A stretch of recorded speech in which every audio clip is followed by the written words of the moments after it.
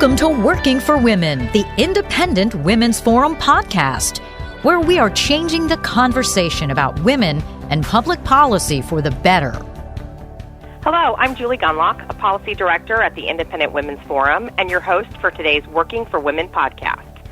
Today I'm here with Sabrina Schaefer, IWF's executive director, and she's here to talk about the importance of IWF's work in exploring how women benefit from market-based policies and limited government. Sabrina, thanks so much for joining me today. Thanks so much for having me. Well, I'm here in my house. I've got my coffee, and I'm so excited to talk about the importance of IWF. It's an organization I'm very proud to be a part of.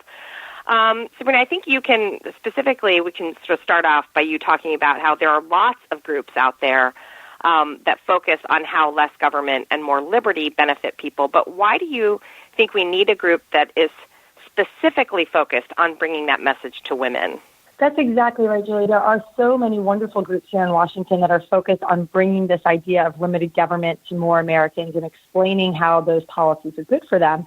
But I think a real challenge for conservatives is that we haven't really spent a lot of time thinking about how men and women might be different and how men and women may have different policy priorities and the communication that we use to speak to them may be different. And there are a lot of women who haven't heard this message effectively enough. And so IWF is here to convince or to talk to more women about the importance of limited government and personal responsibility and to encourage them to think about it and how it affects them when it comes to issues like healthcare and education and workplace policies and the marketplace. And I think that we're doing a great job reaching new sectors of the population who really have not been exposed to these ideas before. That makes a lot of sense, Sabrina. I think these issues do play out differently for both men and women. And how about explaining these issues? I mean, obviously men and women both benefit from greater freedom and a stronger, more diverse economy. Can we make the same arguments to men and women? So yes and no. I would start by saying that, first of all, I think healthcare is very important, as does my husband. But Julie, you and I are both moms. We're working moms. We know that there are also some issues that disproportionately impact us, right? I know you write, obviously, a lot about issues related to the marketplace and how the regulatory state drives up the cost of our regular household goods and food, how it gives us fewer choices in the grocery store and in the marketplace in general. I work a lot on issues related to the workplace and the regulations and how that can impede our success in the workplace.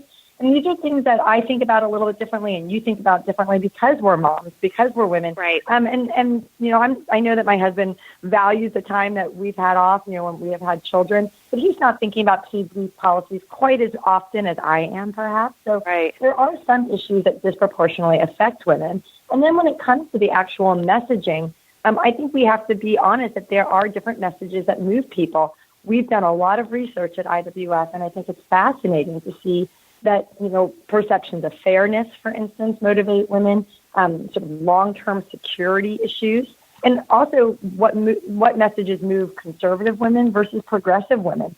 We have to talk to all of them. There's a lot of different approaches out there. Well, I think it's so hard to sometimes explain the unintended consequences of sort of big government programs. I think it's very, very easy, and Democrats are very good at, and sort of left of center folks are very good at saying, look at all these benefits that come from these big government programs. And I think it's kind of harder to sometimes. You'd mentioned like prices going up, but there's also just complications. Government red tape complicates a lot of what should be easy tasks, or starting a business. Or, again, the prices should not be affected. So I think it is really hard, and I think IWF works really hard to make these arguments understandable to women. But I think, getting back to, you had mentioned, how men and women are different and they look at issues differently, but they also make different choices.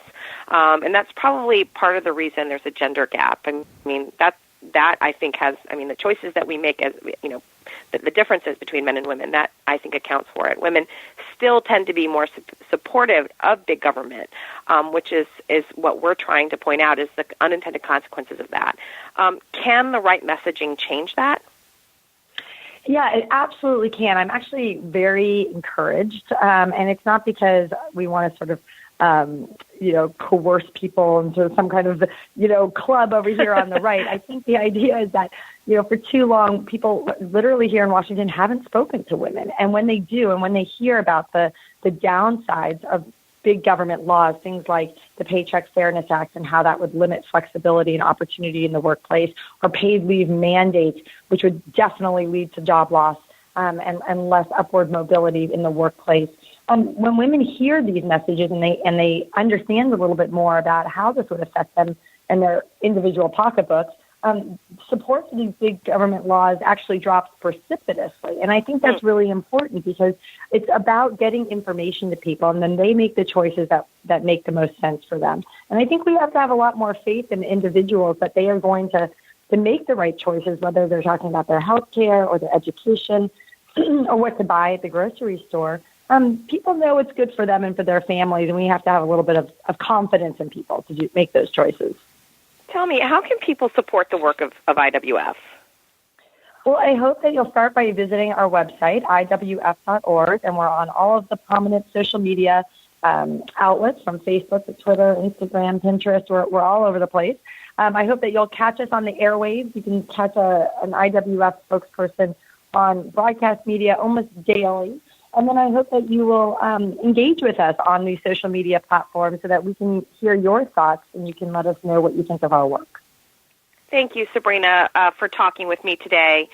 I think these issues, why freedom and why the freedom movement needs groups like the Independent Women's Forum, is so important. I'm, again, so proud to work for this organization and to advance this really important cause.